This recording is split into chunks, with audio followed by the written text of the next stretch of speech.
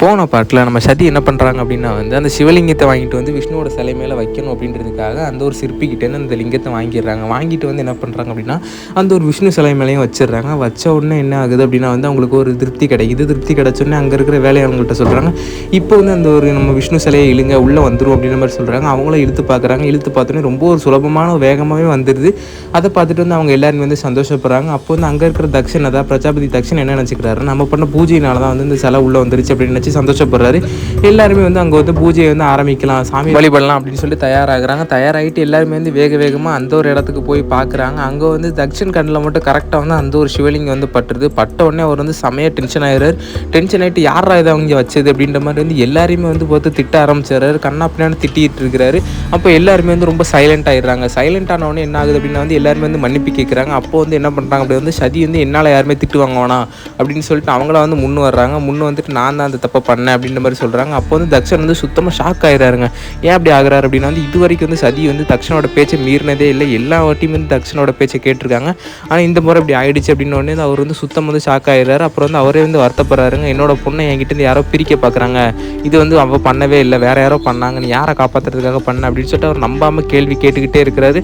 ஆனால் அவங்க நான் தான் பண்ணேன் அப்படின்னு சொல்லிட்டு ரொம்ப தைரியமாக சொல்கிறாங்க. அப்போ சொல்கிறாங்க, என்னோட பொண்ணோட மனசை யாரோ மாற்றிருக்காங்க அப்படின்னு சொல்லிட்டு சொல்கிறாரு. அப்போ என்ன பண்ணுறாங்க அப்படின்னா அந்த நேரத்தில் கரெக்டாக சிவனடியார்கள்லாம் வர்றாங்க. அதை பார்த்துட்டு என்ன பண்ணுறா, நீங்கள் தான் இந்த தப்பை பண்ணதான், நான் கண்டுபிடிச்சிட்டேன், நீங்கள் தான் இந்த தப்பெல்லாம் பண்ணியிருப்பீங்க, இந்த மாதிரியான வேலைகள்லாம் நீங்கள் தான் பார்ப்பீங்க, இந்த மாதிரி கீழ்த்தரமான வேலைகள்லாம் நீங்கள் தான் பார்ப்பீங்க அப்படின்னு சொல்லிட்டு அவரை பற்றி திட்டுறாங்க.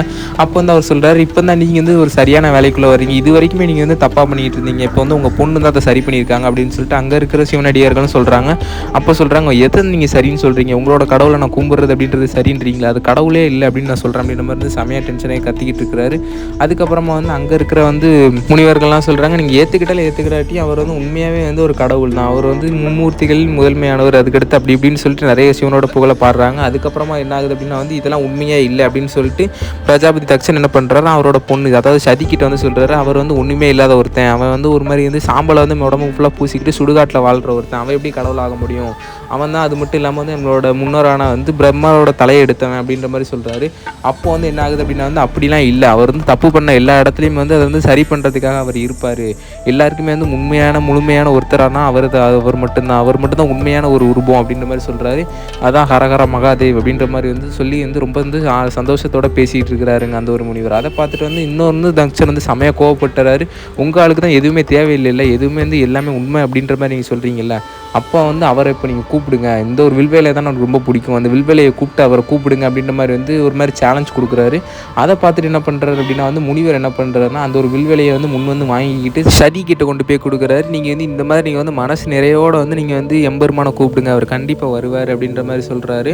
அதுக்கப்புறமா இன்னும் ஒரு சில விஷயத்த சொல்கிறாங்க, நீங்கள் எல்லாருமே அமைதியாக நீங்கள் முழுமையாக தியானத்தோட நிலைக்குள்ளே போங்க, ரொம்ப ஒரு அமைதியான நிலைக்குள்ளே போங்க, அப்போ தான் உண்மையாக அவர் வருவார், அவர் உண்மையாக எதுவுமே எதிர்பார்க்காத ஒரு உண்மையான கடவுள் அப்படின்ற மாதிரி சொல்கிறாரு. அப்போ மிச்சம் எல்லாருமே ரொம்ப ஷாக் ஆகிடுறாங்க. அப்போ இவங்க 2 பேர் மட்டும் முழு மனதோட எம்பெருமானை கூப்பிட்றதுக்காக தயாராகிறாங்க. தயாராகிட்டு அந்த வில்வேலையை வச்சு எம்பெருமானை கூப்பிட்றாங்க. அப்போ என்ன ஆகுது அப்படின்னா திடீர்னு எல்லா இடமே ஒரு மாதிரி அமைதியாகிடுது. அப்போ டக்குன்னு புகை மூட்டமாகுதுங்க. அப்போ எல்லாருமே ஷாக் ஆகிடுறாங்க.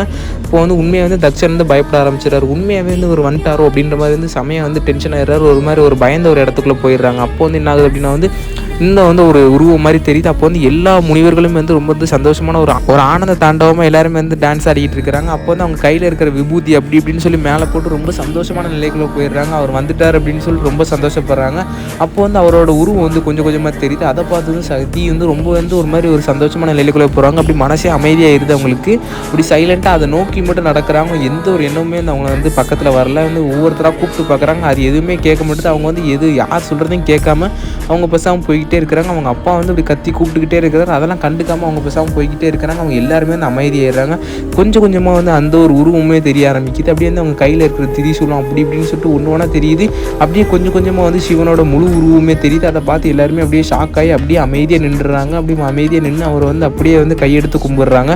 அதை பார்த்துட்டு சதி கண்ணிலே ஒரு மாதிரி தண்ணி வர ஆரம்பிச்சிருது. அப்படியே எல்லாருமே ஒரு சந்தோஷமான நிலைக்குள்ள போகிறாங்க. அப்படியே கொஞ்சம் கொஞ்சமாக சிவன் அவரோட கண்ணை திறந்து பார்க்குறாரு. அப்போ தான் அவங்க முத சதி சிவனை பார்க்குறாரு. சொல்கிறாரு, சிவன் வந்து சரியை பார்க்குறாங்க. 2 பேருமே இந்த ஒரு சந்தோஷமாக வந்து இப்படி பார்த்துக்கிறாங்க. அப்போ வந்து விறுவிறுன்னு வந்து தக்ஷன் என்ன பண்ணுறாருன்னா வேக வேகமாக வந்துட்டு டக்குன்னு வந்து அவர் வந்து கேள்வி கேட்க ஆரம்பிச்சிடாரு. அதாவது விஷ்ணு தான் வந்து உண்மையான கடவுள், அப்புறம் வந்து பிரம்மா தான் உண்மையான கடவுள், நீலாம் வந்து கடவுளே கிடையாது அப்படின்ற மாதிரி வந்து சிவனை போய் திட்ட ஆரம்பிச்சிடறாரு. நீங்கள் வந்து என்ன நல்லது பண்ணியிருக்கீங்க, ஒன்றுமே நல்லதே பண்ணலை அப்படின்ற மாதிரி வந்து திட்டுறாரு. அப்போ வந்து என்ன ஆகுது அப்படின்னா வந்து சிவன் சொல்கிறாரு, நீங்கள் நல்லது கெட்டது அப்படின்றது எல்லாமே நான் தான். அதாவது வந்து எதுவுமே வந்து இந்த ஒரு இடத்துல வந்து நான் சொல்லி தான் நடக்கும். இங்கே இருக்கிற எல்லாமே மாயை தான். அந்த மாயை வந்து உங்கள் எல்லாருக்குமே வந்து புரிய வருது அப்படின்னா வந்து நீங்கள் வந்து உண்மையான ஒரு நிலையை அடைஞ்சிருவீங்க. அப்படி வந்து இந்த இடத்துல வந்து தப்பு வந்து அதாவது வந்து உண்மை அப்படின்ற பேரை சொல்லி தான் நிறைய இடத்துல தப்பு நடந்துட்டு இருக்கு. அந்த தப்பு நடக்கு அப்படின்றது வந்து சரி பண்ணுறதுக்கு அதுக்கு வந்து நான் கண்டிப்பாங்க நான் வருவேன். அது வரைக்கும் வந்து எனக்கு வந்து நான் வந்து உண்மையான என்னோட ரூபம் வரும். அப்போ வந்து நீங்கள் வந்து என்னோட உண்மையான ரூபத்தை புரிஞ்சுக்குவீங்க அப்படின்ற மாதிரி சொல்லிட்டு அங்கேருந்து அவர் கிளம்பிடுறாரு. இதை பார்த்துட்டு வந்து தக்ஷன் வந்து செம்மையாக காண்டாயிடுறாரு. காண்டாயிட்டு அவர் என்ன பண்ணுறாருன்னா அங்கே இருக்கிறவங்களாம் வந்து திட்ட ஆரம்பிச்சாரு. செம்ம டென்ஷனில் இருக்கிறாரு. அப்போ வந்து சரி சொல்கிறாங்க, இவர் வந்து இவ்வளோ உண்மையானவராக இருக்கிறாரு, நீங்கள் ஏன் இவர் வந்து இவ்வளோ தப்பாக நினச்சிக்கிட்டு இருக்கீங்க அப்படின்ற மாதிரி வந்து செம்மையாக வந்து கேள்வி கேட்குறாங்க. செம்மையாக டென்ஷன் ஆகிடுறாங்க. ஒருத்தர் மாற்றி வந்து கோவப்பட்டு பேசுகிறாங்க. அதுக்கப்புறமா வந்து ஒரு மாதிரி ஃபீல் ஆகி பேசிக்கிறாங்க. ஏன்னா வந்து இது வரைக்கும் வந்து இவங்க வந்து எதிர்த்து பேசினது கூட இல்லை.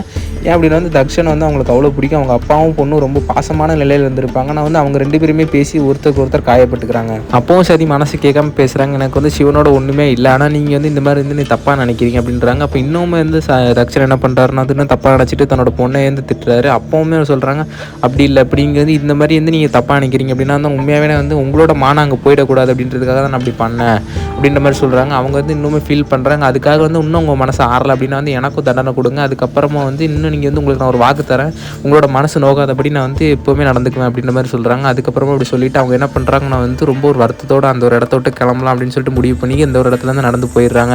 அப்போ அவங்க அம்மா எல்லாருமே வந்து அவங்கள வந்து ஒரு மாதிரி பாவமாக வந்து கஷ்டத்தோடு பார்க்குறாங்க. அப்போ அவர் என்ன பண்ணுறாருன்னா வந்து தக்ஷன் இன்னுமே வந்து கோவப்படுறாரு. இன்னுமே கோவப்பட்டுட்டு இதுக்கெல்லாம் காரணம் யார் அப்படின்னா வந்து இந்த சிவன் வந்து நீ வந்து அசிங்கப்படுத்திட்டு போனதுக்கான முக்கியமான காரணம் அப்படி யார் அப்படின்னா வந்து இந்த சிற்பியும் இவ்வளோ தான், இவங்க 2 பேருக்கு நான் தண்டனை கொடுக்க போகிறேன் அப்படின்னு சொல்லிட்டு தன்னோட பொண்ணு அப்படின்னு கூட பார்க்காம என்ன பண்ணுறாரு அப்படின்னா வந்து 1,00,000 மலர்களில் வந்து விஷ்ணுவோட நாமத்தை எழுதணும் அப்படின்னு சொல்லிட்டு தண்டனை கொடுக்குறாரு. அதுக்கப்புறமா வந்து சிற்பிக்கு என்ன தண்டனை கொடுக்குறாரு அப்படின்னு கேட்டிங்கன்னா வந்து இந்த ஒரு லிங்கத்தை கொடுத்ததுக்காக அவரோட சொந்தக்காரங்க அப்புறம் வந்து உறவினர்கள் எல்லாருமே அவரோட நண்பர்கள் சொல்லிட்டு எல்லாருக்குமே வந்து தண்டனை கொடுக்கணும் அப்படின்னு சொல்லிட்டு இங்கே எல்லாரையும் வந்து கூட்டுவாங்க. அவங்களோட ஒட்டுமொத்த உறவுகளுக்குமே நான் ஒரு பெரிய தண்டனை கொடுக்க போகிறேன். இந்த மாதிரியான தப்பை வந்து இனிமேல் அவங்க வந்து எந்த காலத்துக்கும் யாருக்காகவுமே பண்ணக்கூடாது அப்படின்ற மாதிரி வந்து செமையாக வந்து கோவத்தில் வந்து அங்கேருந்து கத்திட்டு இருக்கிறாரு. அங்கே இருக்கிற வீரர்களுமே வந்து அவங்கள கூப்பிட்றதுக்காக வந்து போயிடுறாங்க. அங்கே இருக்கிற வீரர்களுமே வந்து கூப்பிட போனதுக்கப்புறமா வந்து எல்லாருமே வந்து அங்கேருந்து கிளம்பி போயிடுறாங்க.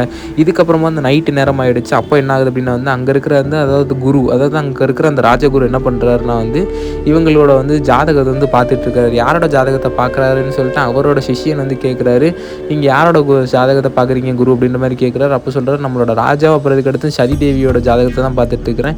நீங்கள் ஏன் இப்போ என்னாச்சு, அப்படி என்ன ப்ராப்ளம் ஆச்சு அப்படின்ற மாதிரி அவர் கேட்குறாரு. அவங்க சொல்கிறாங்க, அப்படி இல்லை, எனக்கு வந்து இன்றைக்கி நடந்தது ஃபுல்லாக வந்து எனக்கு வந்து சரியாகவும் படலை தப்பாகவும் படலை, ஏதோ ஒரு விதியின் படி தான் நடந்துகிட்டு இருக்கு. அதனால் வந்து என்ன நடக்க போகுது அப்படின்னு சொல்லி எனக்கு வந்து தெரிஞ்சுக்கணும் ரொம்ப ஆர்வமாக இருந்துச்சு.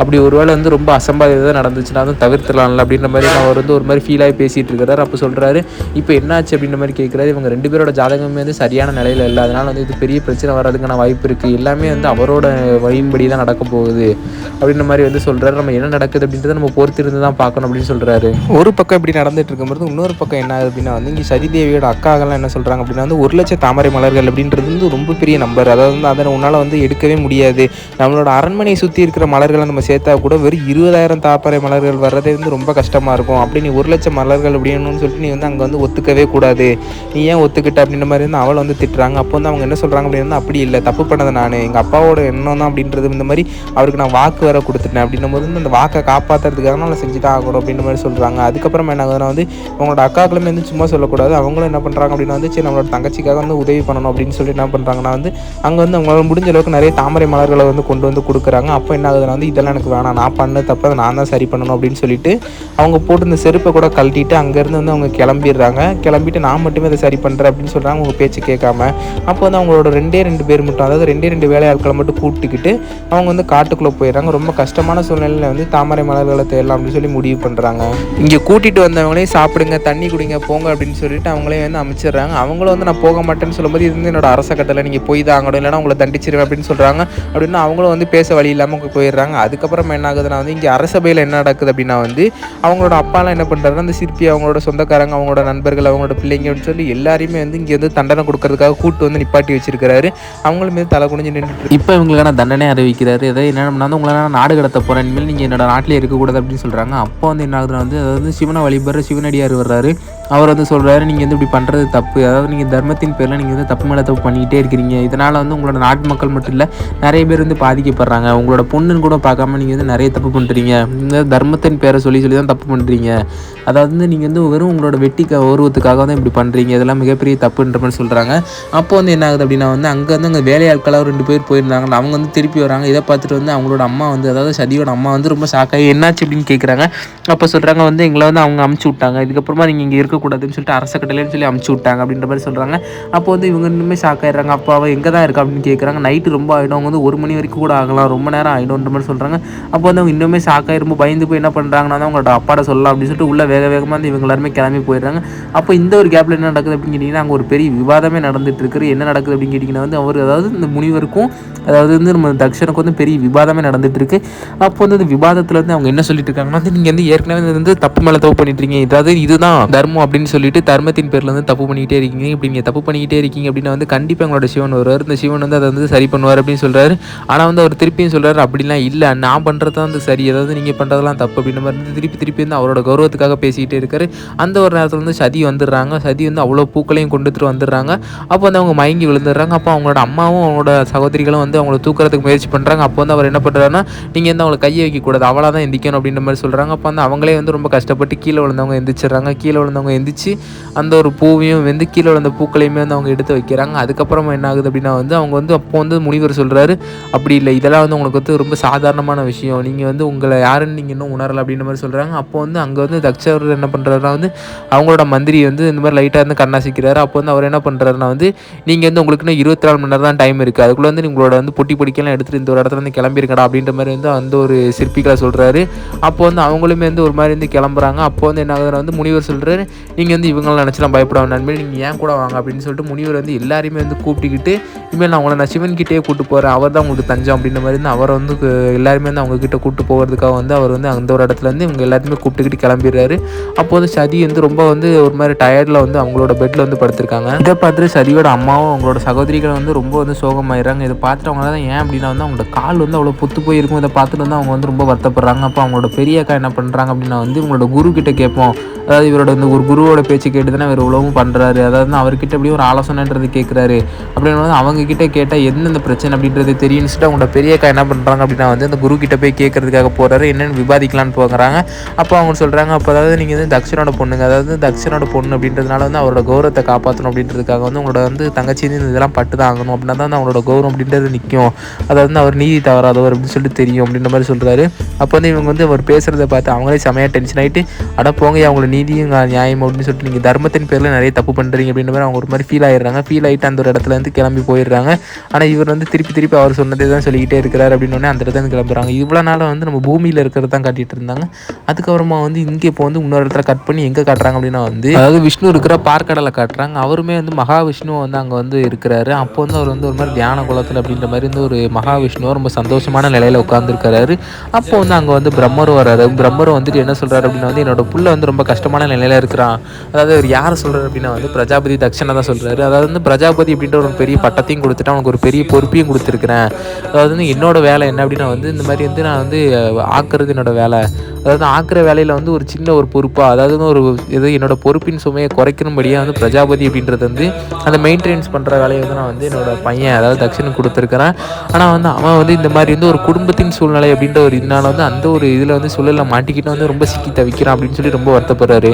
அப்போ வந்து இந்த மாதிரி ஏன் அப்படி நடக்குது, என்னோட பையனோட வாழ்க்கையில் இப்படி விதி ஏன் அப்படி விளையாடுது அப்படின்ற மாதிரி வந்து ரொம்ப வந்து விஷ்ணு கிட்ட இது பண்ணுறாருங்க. அப்போ வந்து விஷ்ணு சொல்கிறாரு, ஏன் இப்போ நீங்களுமே வந்து என்னோட இதில் வந்து ஒரு இந்த மாதிரி நீங்களும் வந்து ஒரு மும்மூர்த்திகளில் ஒருத்தர் தானே, அப்போ உங்களுக்குமே அதுக்கான அர்த்தம் தெரியும்ல, அது என்னன்றது நீங்களே சொல்லுங்கள் அப்படின்ற மாதிரி சொல்கிறாரு. அதுக்கு வந்து இவர் சொல்கிறாரு, அப்படி இல்லை எனக்கு தெரியும், நான் வந்து சொல்ல வேணாம்னு நினச்சேன், இப்போ நீங்கள் கேட்குறீங்க நான் சொல்லி தான் ஆகணும். அதை வந்து நான் இப்போ வந்து என்னோட அகங்காரம் அப்படின்ற ஒரு விஷயத்தினால வந்து நான் வந்து ரொம்ப வந்து ஒரு மாதிரி வந்து தலை விரிச்சு இருந்தேன். அப்படிங்கும்போது என்னோட அகங்காரத்தை வந்து கட்டுப்படுத்துறது சிவன் தான். ஆனால் அப்படி வந்து கட்டுப்படுத்துனது என்னோட புள்ள வந்து ரொம்பவே தப்பாக நினச்சிக்கிட்டு. அதாவது கதை என்ன அப்படின்னு கேட்டிங்கன்னா வந்து, இந்த பூமி அதாவது 3 உலகங்களையுமே வந்து உருவாக்குன அந்த ஒரு காலத்தில் வந்து பிரம்மர் தான் வந்து எல்லாத்தையுமே உருவாக்கியிருப்பார். உருவாக்கின போது வந்து இப்போ எனக்கு வந்து உருவாக்குற சக்தி இருக்குது அப்படிங்கும்போது எல்லா கடவுளுக்குமே நான் தான் வந்து கடவுள், அதாவது எல்லாத்தையும் விட நான் தான் பெரிய கடவுள் அப்படின்ற மாதிரி வந்து ஒரு அகங்காரத்தில் வந்து சுற்றிக்கிட்டு இருப்பார். அப்போ வந்து என்ன அப்படின்னா வந்து இதனால வந்து நிறைய பேர் பாதிக்கப்படுவாங்க. இதை பார்த்து வந்து நம்ம சிவன் என்ன பண்ணுவார் அப்படின்னா வந்து அப்படி இல்லை அப்படின்ற மாதிரி வந்து முதல்ல வந்து சொல்லி புரிய வைக்க எல்லாருமே முயற்சி பண்ணுவாங்க. அந்த முயற்சியில் வந்து தோல்வி அடையுது அப்படின்னு உடனே வந்து சிவன் வந்து வந்து சமய கோவப்பட்டு வந்து அவர் வந்து சபிச்சிருவார். அதாவது வந்து உங்களுக்கு மேல் கோவில்கள் கிடையாது, உங்களை யாருமே கும்பிட மாட்டாங்க, அதுக்கப்புறமா வந்து உங்களுக்கு கும்பாபிஷேகம் கிடையாது, ஆராதனை கிடையாது, அபிஷேகம் கிடையாது அப்படின்ற மாதிரி வந்து சமயம் வந்து கோவப்பட்டுருவார். இந்த மாதிரி வந்து பெருசாக வந்து சபிச்சிருவார். சபிச்ச உடனே வந்து என்ன ஆகும் அப்படின்னா வந்து இன்னுமே வந்து அவர் வந்து இந்த சபிச்சது வந்து இன்னும் வந்து கோபத்தின் உச்சகட்டத்துக்கு போயிடுவார். அப்படின்றதுனால வந்து அவரோட தலை, அதாவது அவருக்கு பிரம்மருக்கு வந்து முதல்ல வந்து 5 தலை இருக்கும். அந்த 5 தலையில் ஒரு தலையை எடுத்து அவரோட ஆணவத்தை அடக்குவார். அப்படின்னு வந்து அவர் வந்து உண்மையாக ஒரு நல்ல ஒரு கடவுளாக மாறிடுவார். ரொம்ப ஒரு அமைதியான ஒரு நல்ல ஒரு கடவுளாக அவரோட வேலைகளை மட்டும் பார்க்கறதுல வந்து உண்மையான ஒரு நல்ல ஒரு நிலைக்கு போயிடுவார். இந்த ஒரு விஷயத்தை வந்து தக்ஷன் வந்து ரொம்ப தப்பாக நினச்சிக்குவார் அப்படின்ற மாதிரி வந்து அவர் சொல்லுவார். அப்போ வந்து கரெக்டாக வந்து நாரதர் வந்து அங்கே வராரு. அவருமே விளையாட்டாக கேட்குறாரு, அதாவது நீங்கள் அப்பாவான உங்களுக்கு வந்து நான் 5 தலை இருந்து அதில் வந்து ஒரு தலை எடுத்து உங்களோட ஆணவம் போயிடுச்சு. ஆனால் இப்போ எங்களோட அண்ணன் அதாவது தக்ஷன் அப்படின்றவருக்கு வந்து ஒரு தலை தான் இருக்கிற, அந்த தலையை எடுத்துட்டோம் அப்படின்னா வந்து இன்னும் வந்து அவர் வந்து போய் சேர்ந்துருவார் அப்படின்னு மாதிரி சொல்கிறாரு.